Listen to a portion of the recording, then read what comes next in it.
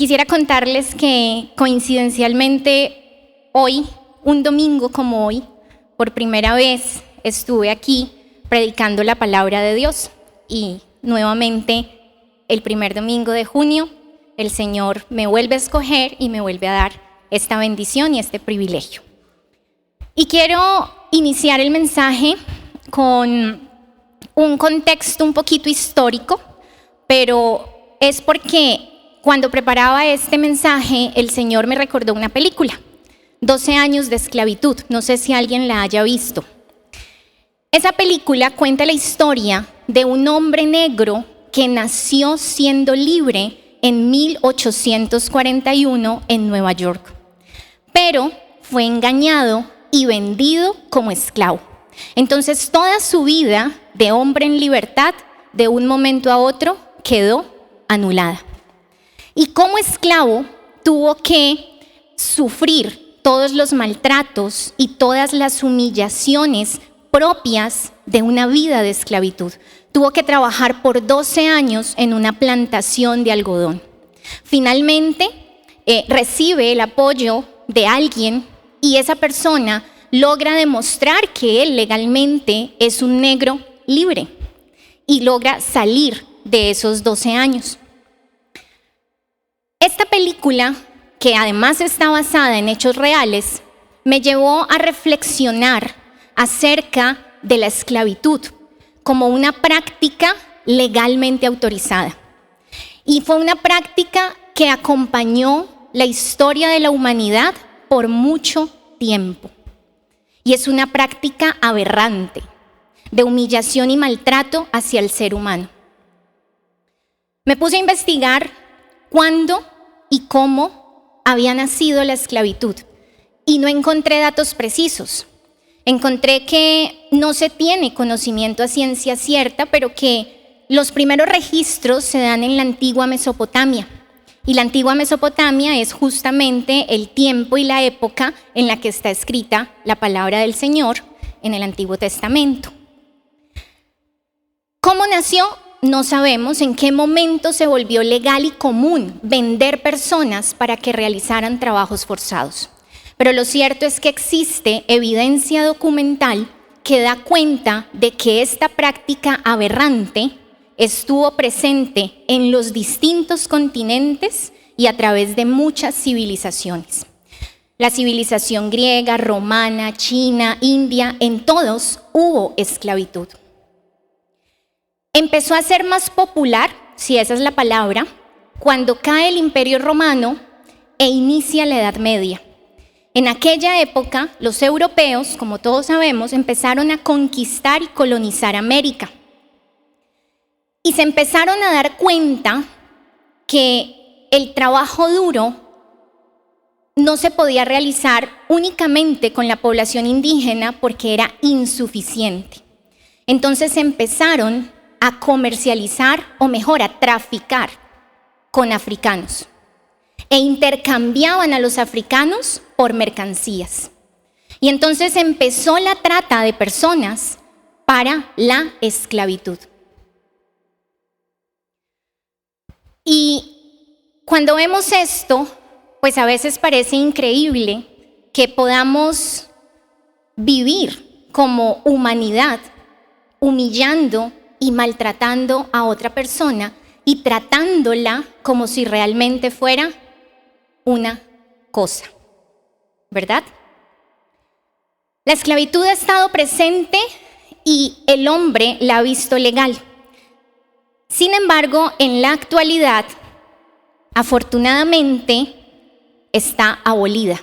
Y existen muchas leyes y muchos tratados internacionales que dan cuenta de eso. Quizás el más conocido es la Declaración Universal de los Derechos Humanos, firmada en 1948 en la ONU. Según esta declaración, todos nacemos siendo libres e iguales en dignidad y derechos. Y nadie puede estar sometido a ninguna forma de esclavitud. No obstante, ustedes dirán, hay formas de esclavitud moderna. El trabajo involuntario infantil es una forma de esclavitud.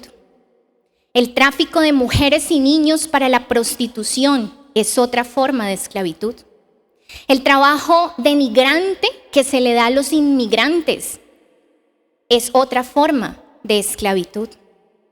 La mendicidad forzada es otra forma de esclavitud. Entonces, aunque la esclavitud como la conocemos en el contexto histórico, hoy por hoy ya no existe, sí existen otras formas de esclavitud humana. Y si miramos, por ejemplo, la definición que nos da el diccionario acerca de esclavitud, pues vamos a encontrar muchas acepciones. Sin embargo, yo escogí 4 específicamente. Y dice el diccionario: dicho de una persona que carece de libertad por estar bajo el dominio de otra. Sometido rigurosa o fuertemente a un deber, una pasión, un afecto, un vicio, etcétera, que priva de libertad. Dicho de una actividad que exige mucho trabajo, atención y cuidado. Y 4, rendido, obediente y enamorado. ¿Cómo la ven? ¿Cuántos esclavos hay aquí hoy? Levanten la mano. Muy bien. Pero de ese diccionario, de la definición que nos da el diccionario, ¿qué podemos concluir?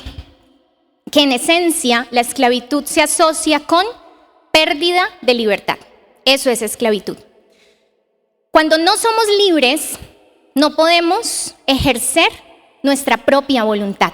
No tenemos dominio propio. No podemos ejercer nuestros derechos. ¿Por qué? Porque esos derechos le pertenecen a un tercero. ¿Sí? Esa es la definición. O eso es lo que podemos entender. Si yo preguntara cuántas personas de las aquí presentes han estado en un estado de esclavitud bajo el contexto histórico, pues yo esperaría que nadie levante la mano. Pero si les pregunto cuántas personas de las que estamos hoy aquí, en algún momento de nuestras vidas, hemos sentido que tenemos en nuestra vida cadenas de esclavitud, creo que la cosa cambia, ¿no? Porque yo creo que todos en algún momento hemos sentido que nuestros derechos y nuestra voluntad le pertenecen a otra persona. Y que aunque queremos actuar por voluntad propia, muchas veces no podemos. Algunos seguramente estarán pensando en un trabajo, en unas jornadas laborales extenuantes, en un jefe maltratador, en un trabajo sin garantías laborales. Otros de pronto están pensando en relaciones sentimentales tóxicas o en relaciones de amistad también. Otros de pronto pensarán en una enfermedad que los lleva a depender de un medicamento. Otros quizás piensan en sus emociones y cómo esas emociones los llevan a tener enfermedades mentales, a tener ideas suicidas, a sentir culpa, a sentir vergüenza. Entonces miren que la esclavitud desde un contexto espiritual es real. Pero la mayoría de los que estamos aquí hoy somos libres de esas cadenas de esclavitud gracias a la obra de Jesús en la cruz del Calvario. Nosotros estábamos esclavos al pecado. Estábamos esclavos a sus consecuencias. Estábamos esclavos a Satanás, al mundo, a nuestra carne, a nuestra naturaleza pecaminosa. Y estábamos ahí en el mercado de los esclavos. Imagínense encadenados al pecado, queriendo no pecar más, queriendo no tener más esas ideas suicidas, queriendo no depender más de otras personas, pero no pudiendo porque algo nos ataba. Y en ese mercado de esclavitud llegó Jesús a comprarnos. ¿Y cuál fue el precio que pagó por nosotros? Precio de sangre. Y nos hizo libres, nos redimió, para que nosotros en libertad podamos decidir amarle, obedecerle y tener una vida libre de cadenas y de ataduras. Pero quizás muchos de nosotros no hemos sabido apreciar esa libertad. y voluntariamente hemos permitido que situaciones nos encadenen nuevamente y nos lleven a la cautividad. Si alguien está aquí hoy por primera vez y nunca ha confesado a Jesús como su libertador y su redentor, al final vamos a hacer una oración para que puedan romper esas cadenas y puedan recibirlo y vivir en libertad. Quienes ya lo hemos recibido, revisemos si en realidad estamos apreciando, viviendo y permaneciendo como hombres y mujeres libres a través de la obra de Jesús. El pueblo de Israel conoció el significado de esclavitud cuando José se murió. Y el rey de Egipto que llegó no sabía nada de José. Entonces dice la palabra en Éxodo capítulo 1, versículos del 8 al 14, lo siguiente. Tiempo después subió al poder de Egipto un nuevo rey que no conocía nada de José ni de sus hechos. El rey le dijo a su pueblo: miren, el pueblo de Israel ahora es más numeroso y más fuerte que nosotros. Tenemos que idear un plan para evitar que los israelitas sigan multiplicándose. Si no hacemos nada y estalla una guerra, se aliarán contra nuestros enemigos, pelearán contra nosotros y luego escaparán del reino. Por lo tanto, los egipcios esclavizaron a los israelitas y les pusieron capataces despiadados a fin de subyugarlos por medio de trabajos forzados. Los obligaron a construir las ciudades de Pitón y de Ramsés como centros de almacenamiento para el rey. Sin embargo, cuanto más los oprimían, más los israelitas se multiplicaban y se esparcían. Y tanto más se alarmaban los egipcios. Por eso, los egipcios los hacían trabajar sin compasión. Les amargaban la vida, forzándolos a hacer mezclas, a fabricar ladrillos y a hacer todo el trabajo del campo. Además, eran crueles con todas sus exigencias. Dice la palabra que el pueblo de Israel empezó a clamar al Señor a causa del dolor y el sufrimiento que les generaba esa esclavitud. Y suplicaban para que Dios les diera libertad. Y el Señor los escuchó y tuvo compasión de ellos. Se acordó del pacto que había hecho con Abraham, con Isaac y con Jacob. Y entonces escogió a Moisés como el libertador. Y a través de Moisés, el pueblo de Israel fue libre de la esclavitud de Egipto.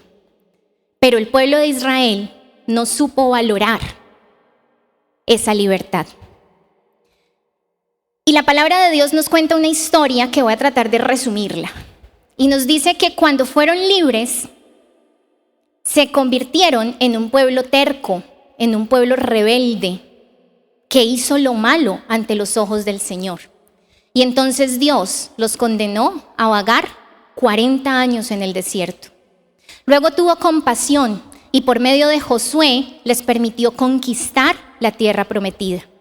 Y ahí empieza la historia de las 12 tribus de Israel, gobernadas por medio de jueces. Y después vemos una historia donde esas tribus se unen y forman una nación y empiezan a ser lideradas por un rey. Inicia la historia con el rey Saúl, pasamos a David, a Salomón, y cuando Salomón muere, el reino se divide en Israel y en Judá, y empiezan a surgir reyes, algunos haciendo lo bueno ante los ojos de Dios, y otros gobernando con iniquidad. Y ahí vamos nosotros en nuestro devocional, en esas historias. Uno de esos reyes tercos que obró con iniquidad fue Sedequías. Y Sedequías se negó a escuchar las advertencias que Dios le hacía por medio del profeta Ezequías y siguió haciendo lo malo. No escuchaba al profeta. Dice la palabra que el enojo del Señor no se contuvo más y entonces permitió que el imperio babilónico por medio del poder del rey Nabucodonosor, se llevara al pueblo de Israel a la cautividad por 70 años. Una vez más, perdieron la libertad. Fueron cautivos. En esa cautividad, al final el Señor termina teniendo misericordia y al final les permite volver una vez más a la libertad. Pero aquí yo quiero que nos paremos un momentico a reflexionar y tomemos a esa historia del pueblo de Israel por analogía a nuestras vidas. Y pensemos, ¿cuántos de nosotros hemos sido libertados por Jesús? Y al igual que Israel, hemos sido tercos y hemos desobedecido su voz y no hemos escuchado sus advertencias. Y hoy estamos cautivos a nuestras emociones. Estamos cautivos a nuestra mente porque hemos despreciado el poder libertador de Cristo en la cruz del Calvario. Y nos hemos dejado guiar por lo que el mundo nos ofrece. Nos hemos dejado engañar con las mentiras de Satanás. Yo quiero que entonces hoy nos hagamos una pregunta. Y es, ¿cómo podemos nosotros restaurar la libertad que nos fue entregada por medio de Jesús y que hemos descuidado? Para eso vamos a tomar por analogía al pueblo de Israel. Cuando el Señor decide libertarlos de la cautividad de Babilonia, el Señor levanta hombres, líderes. Dos de ellos fue Nehemías y Esdras. Y por medio de estos hombres, el pueblo puede regresar a reconstruir el templo, porque el rey Ciro, el Señor tocó el corazón de este rey, del rey de Persia, y permitió que el pueblo fuera libre. Y ellos vuelven a reconstruir el templo después de 70 años de cautividad. Y lo que vamos a ver es 3 puntos o 3 aspectos que tuvo en cuenta el pueblo de Israel en esa reconstrucción del templo y cómo podemos nosotros adoptar esos mismos 3 puntos para restaurar nuestras vidas y para reconstruir nuestras vidas como templo de adoración al Señor. Lo primero que hizo el pueblo de Israel fue enfrentar la oposición. Dice la palabra en Esdras, capítulo 4, versículos del 4 al 5. Entonces, los habitantes del lugar intentaron desalentar e intimidar al pueblo de Judá para impedirle que siguiera trabajando. Sobornaron a algunos funcionarios para que actuaran en contra de ellos y frustraran sus planes. Esta situación continuó durante todo el reinado de Ciro, rey de Persia, y duró hasta que Darío subió al trono de Persia. La palabra de Dios nos dice que en virtud de esa oposición se levantaron todos los enemigos del pueblo de Israel y le mandaron una carta al rey Artajerjes, que era quien estaba en ese momento gobernando. Y en esa carta le decían que no podía permitir que el pueblo reconstruyera el templo, porque si reconstruía el templo se iban a sublevar, no iban a pagarle impuestos y no lo iban a reconocer como rey. Y Artajerjes le dio miedo y dijo, no más, no pueden seguir construyendo. En nuestras vidas, como cristianos, nos vamos a enfrentar a la oposición de nuestro mayor enemigo, que es ¿quién? Satanás. ¿Y cuál es el propósito de Satanás? Destruirnos, impedir que avancemos, truncarnos el camino, ponernos zancadilla, hacernos creer que somos débiles, que no somos capaces, que ya estamos muy viejos para cambiar, que así como estamos bien, que no vale la pena incomodarnos. Y por regla general, Satanás obra como padre de mentira y utiliza a las personas más cercanas a nosotros. Satanás se va a oponer al propósito que Jesús tiene en nosotros, con nuestra familia, quienes muchas veces nos van a criticar por seguir el evangelio.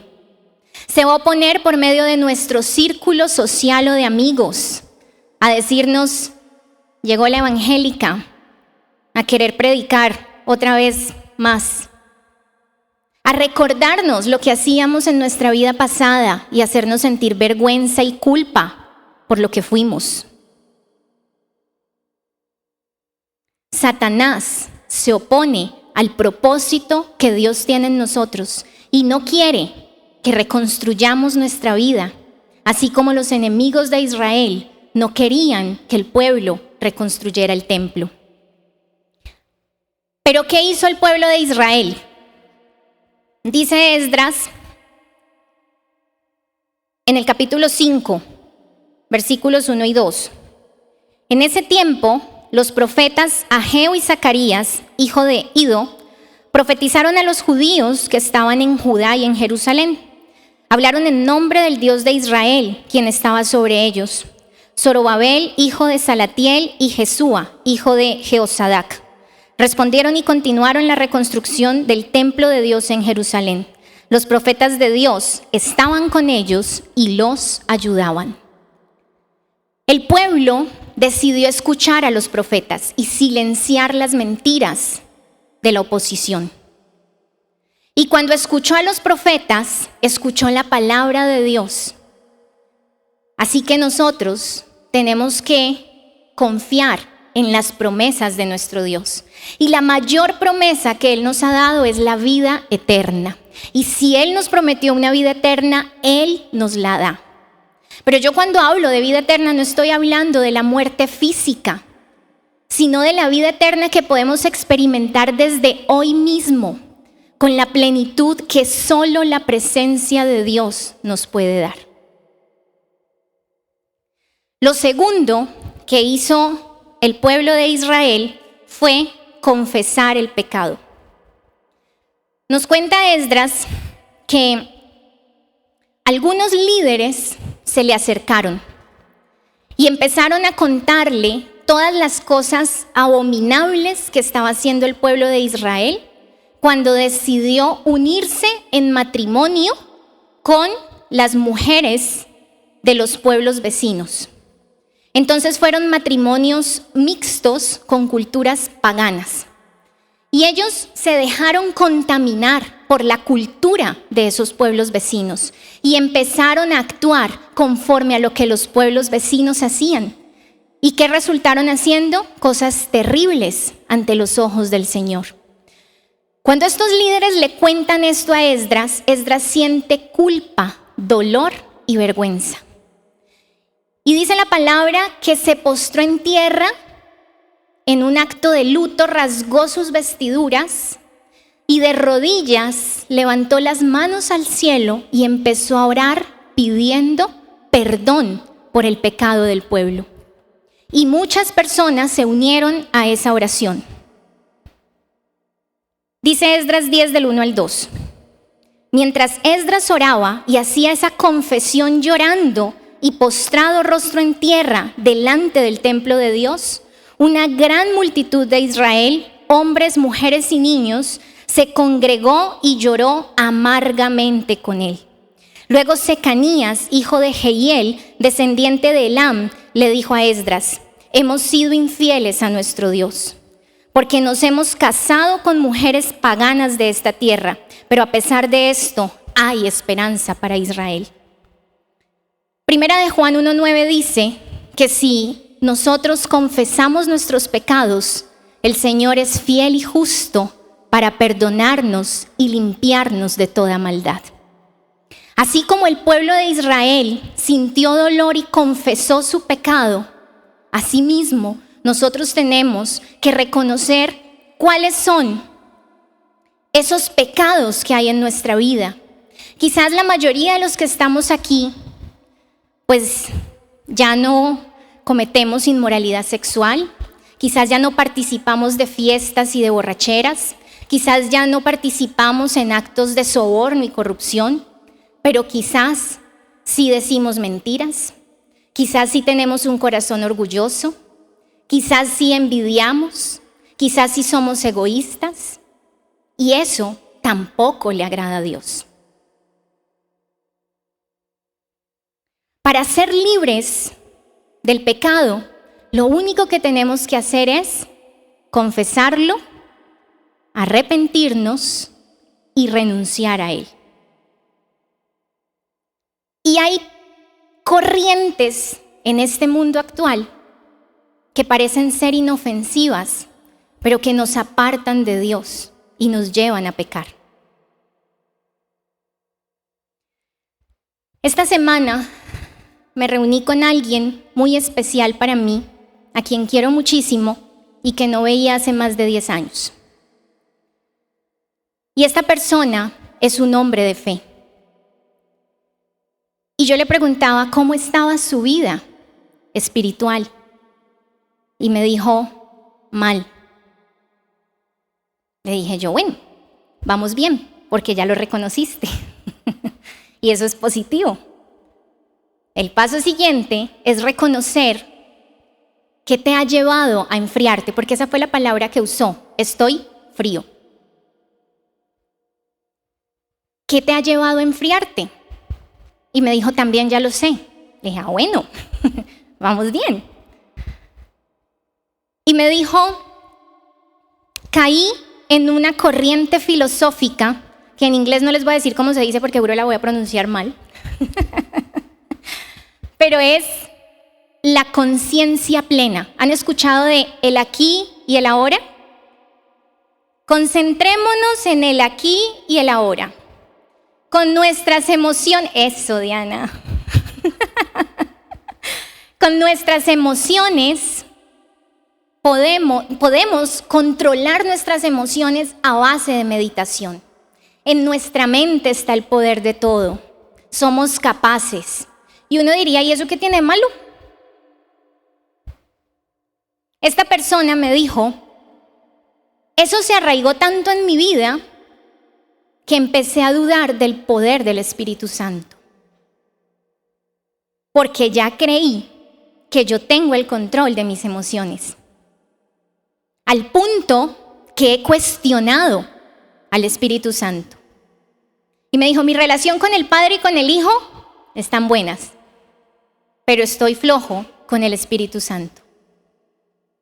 Entonces le dije, voy a orar por ti, para que sea el Señor quien nuevamente te atraiga y revele a tu vida esa verdad. ¿Pero por qué les cuento esto? Porque podemos, al igual que esta persona, dejarnos guiar por esas corrientes. Y son artimañas de Satanás para alejarnos de la verdad y del propósito de Dios. Ojo con el yoga, ojo con el ecologismo, ojo con el feminismo, ojo con la programación neurolingüística, ojo con el culto al cuerpo. Tantas cosas que el mundo nos ofrece que vemos como inofensivas, pero que espiritualmente tienen el propósito de alejarnos del Señor y de destruirnos. El pueblo de Israel reconoció ese pecado y conocerán la historia. Al final pudieron terminar construyendo el templo, pero lo tercero que hicieron fue santificarse. Así que recordemos la raíz hebrea de la palabra santo, kadosh. ¿Y qué significa? Separado o apartado. Nosotros estamos llamados a separarnos de todo aquello que nos contamina. Estamos llamados a ser diferentes. Estamos llamados a santificar nuestras vidas y a consagrarnos para el Señor. El pueblo de Israel entendió la importancia de santificarse y lo hizo.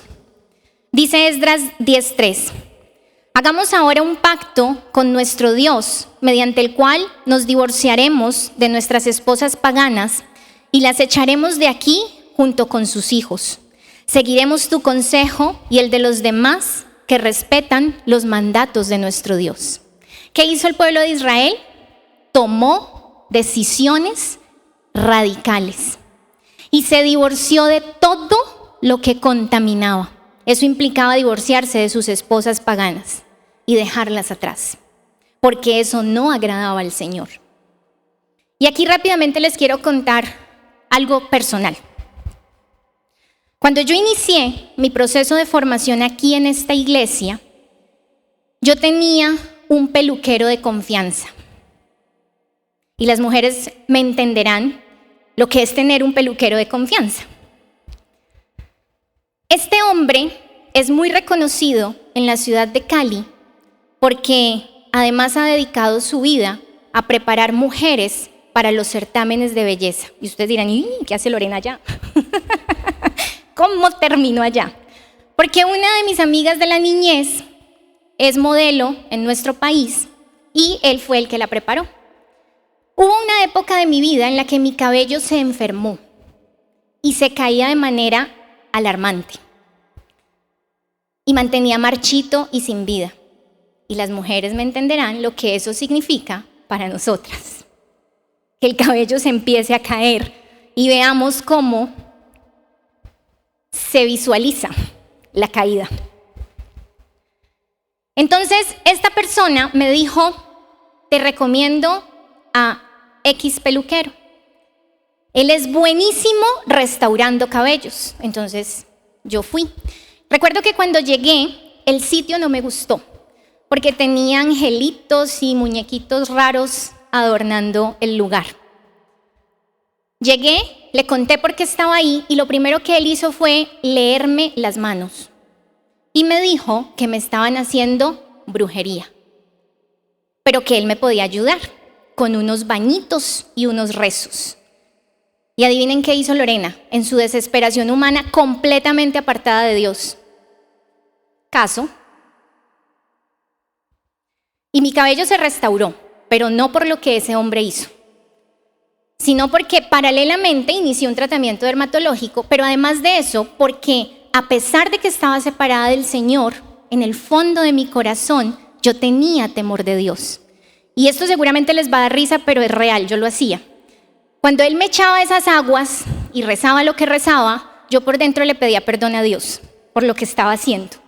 Y le decía, Señor, perdón, pero es que no sé qué más hacer.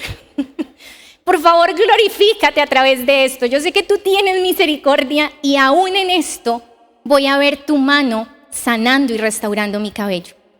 Y el Señor es tan lindo que lo hizo y lo restauró.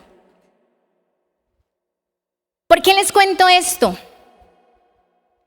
Porque cuando inicié el proceso con la iglesia, yo dije, tengo que ser radical en mi vida. Aunque yo ya no usaba los poderes sanadores de esta persona, pues él sí era mi estilista personal. Y yo dije, yo no puedo permitir que personas sigan contaminando mi vida con su sola presencia. Y me divorcié de ese peluquero. Entenderán las mujeres lo que significa eso para nosotras.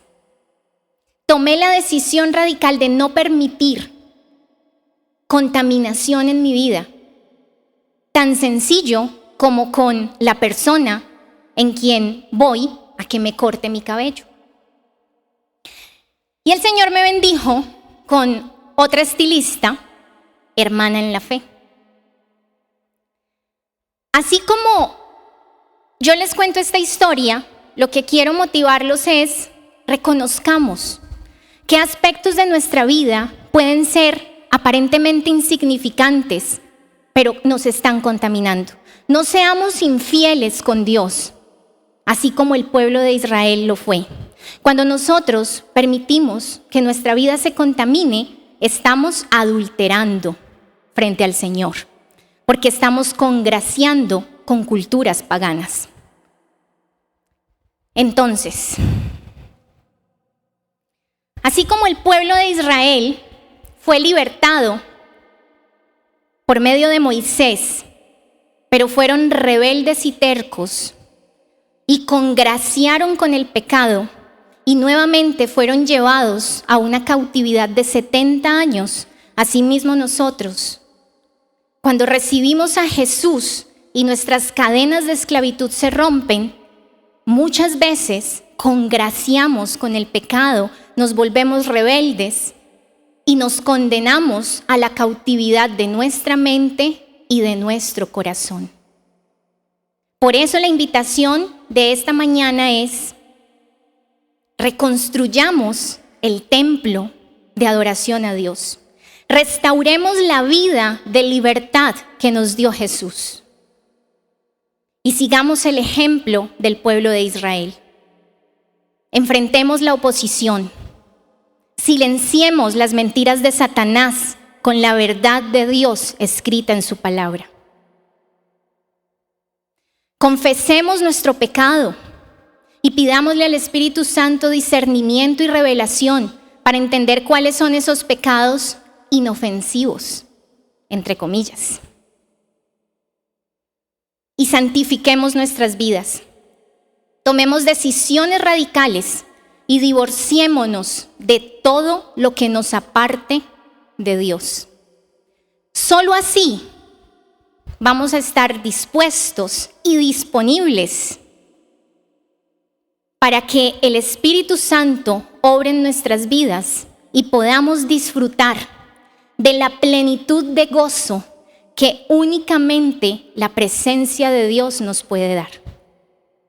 No el mundo, no corrientes filosóficas, sino solamente el Señor. Hagamos de nuestra vida un templo de adoración al Señor.